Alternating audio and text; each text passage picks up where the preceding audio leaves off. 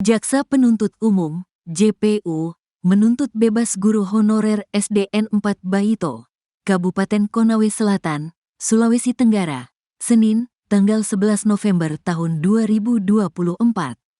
Tuntutan itu dibacakan di Pengadilan Negeri, PN, Andulo, Kabupaten Konawe Selatan.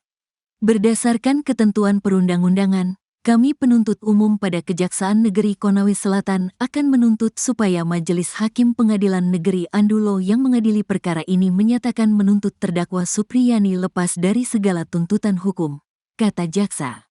Supriyani tetap dianggap jaksa melakukan pemukulan terhadap siswanya yang merupakan anak dari Kanit Intel Polsek Baito, Aibda Wibowo Hashim, WH. Dikutip dari Tribun Sultra, jaksa mengatakan luka yang diderita korban tidak berada di organ vital. Selain itu, jaksa juga menganggap luka korban tidak mengganggu korban dalam beraktivitas.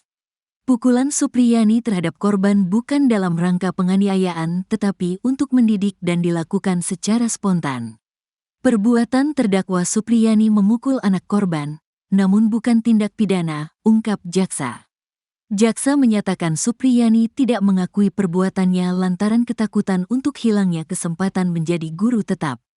Adapun perbuatan Supriyani yang tidak mengakui perbuatannya menurut pandangan kami karena ketakutan atas hukuman hilangnya kesempatan menjadi guru tetap, jelas jaksa.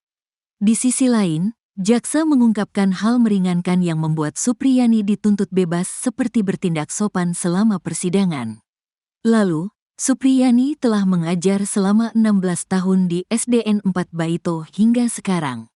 Kemudian, jaksa juga menganggap terdakwa masih memiliki 2 orang anak kecil yang membutuhkan perhatian dan kasih sayang orang tua. Selanjutnya, Supriyani juga tidak pernah dihukum. Jaksa juga meminta agar barang bukti dan alat bukti yang ada di dalam persidangan untuk dikembalikan ke saksi. Menetapkan barang bukti berupa 1 pasang baju seragam SD dan baju lengan pendek batik dan celana panjang warna merah dikembalikan kepada saksi Nur Fitriana, ungkapnya. Kedua, sapu ijuk warna hijau dikembalikan ke saksi Sana Ali, ujar JPU. Jaksa juga meminta agar barang bukti dan alat bukti yang ada di dalam persidangan untuk dikembalikan ke saksi. Menetapkan barang bukti berupa 1 pasang baju seragam SD dan baju lengan pendek batik dan celana panjang warna merah dikembalikan kepada saksi Nur Fitriana, ungkapnya. Kedua, sapu ijuk warna hijau dikembalikan ke saksi Sana Ali, ujar JPU. Kendati dituntut bebas, kuasa hukum Supriyani, Andri Darmawan mengungkapkan pihaknya mengajukan sidang lanjutan dengan agenda pledoi. Sidang pledoi tersebut rencananya akan dilaksanakan pada Kamis tanggal 14 November tahun 2024 mendatang. Menurut Andri, pembacaan tuntutan oleh JPU masih belum jelas karena alasannya tidak masuk ke dalam alasan pembenar ataupun pemaaf. JPU menuntut bebas, tetapi memang dia menyatakan ada perbuatan tetapi tidak mensrea. Ini menurut kami sesuatu yang aneh, kata Andri. Oleh karena itu, pihak kuasa hukum Supriyani tetap melanjutkan persidangan pada Kamis, tanggal 14 November tahun 2024. Jika merujuk pada tuntutan jaksa, maka hal itu sesuai dengan keinginan dari pihak kuasa hukum Supriyani. Andri menuturkan tuntutan itu sesuai dengan berbagai fakta dan keterangan saksi yang terungkap dalam persidangan. Menurutnya, dalam sidang tidak ada bukti kuat yang menyebut guru Supriyani melakukan pemukulan seperti yang dituduhkan orang tua korban Aibda WH dan istri. Kami berharap berdasarkan fakta-fakta persidangan tidak ada bukti yang membuktikan Ibu Supriyani telah melakukan pemukulan, katanya, Minggu, tanggal 10 November tahun 2024. Sehingga kami berharap JPU bisa menuntut bebas Ibu Supriyani, lanjut Andri Darmawan menambahkan. Mencuat wacana Supriyani guru honorer SDN 4 Baito, Konawe Selatan dimudahkan sebagai PPPK. Supriyani adalah terdakwa kasus penganiayaan murid SD kelas 1. Sementara kabar perdamaian Supriyani dengan keluarga korban terdengar ke telinga Menteri Pendidikan Dasar dan Menengah, Mendikdasmen Abdul Mukti. Hanya saja, Supriyani memutuskan untuk mencabut surat damai yang sebelumnya telah ditandatanganinya karena keterpaksaan. Supriyani diduga menganiaya anak didiknya yang merupakan anak seorang polisi, Aibda Wibowo. Sementara itu, Mukti mengaku sudah mendapat kabar bahwa kasus yang menyandung Supriyani sudah rampung. Kapolsek Baito, Konawe Selatan, Sulawesi Tenggara, Ibtu Muhammad Idris, harus menerima nasib dicopot dari jabatannya.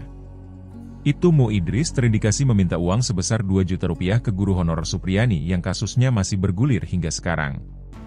Kapolres Konawe Selatan, AKBP Febri Sem, membenarkan kabar di atas. Ia mengatakan, Ibtu Mu Idris tidak sendirian dicopot. Kanit Reskrim Polsek Baito, Aibda Amiruddin, juga ditarik Polres Konsel untuk pemeriksaan lebih lanjut. AKBP Febri melanjutkan, pihaknya sudah menunjuk 2 anak buah lainnya untuk mengisi jabatan yang kosong.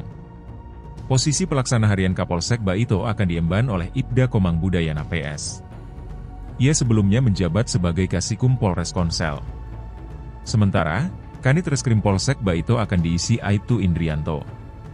Kabid Propam Polda Sultra, Kombes Pol Mod Sholeh, sebelumnya mengatakan ada 7 personel yang diperiksa. Rinciannya, 4 dari Polres Konsel dan 3 dari Polsek Baito. Terlepas dari berita di atas, siapa sosok Ibtu Mu Idris?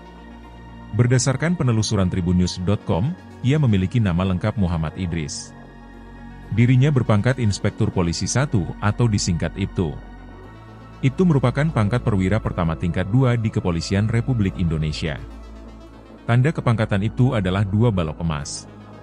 Ibtu Mu Idris ternyata tergolong baru sebagai Kapolsek Baito. Ia menjabat sebagai orang nomor 1 di Polsek Baito selama kurang lebih 7 bulan. Ibtu Mu Idris melakukan serah terima jabatan, sertijab, pada Kamis, 4 April 2024. Ia menggantikan Kapolsek Baito sebelumnya yang bernama Ibda Fuad Hasan. Upacara sertijab dipimpin langsung oleh Kapolres Konsel, AKBP Wisnu Wibowo, di Aula Pesat Gatra Polres Konsel. Fakta lain terungkap, kasus Supriyani mulai mencuat di awal kepemimpinan Ibtu Mu Idris. Supriyani diketahui pertama kali mendapat panggilan Polsek Baito pada Minggu, 28 April 2024. Berawal dari sinilah kasus guru honorer itu mencuat ke publik dan menjadi bahan perbincangan.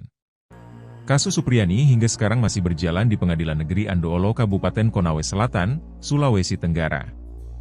Ibtu Mu Idris dalam setiap kesempatan saat ditemui rekan media enggan berkomentar terkait viralnya uang damai 50 juta rupiah di kasus guru Supriyani tersebut.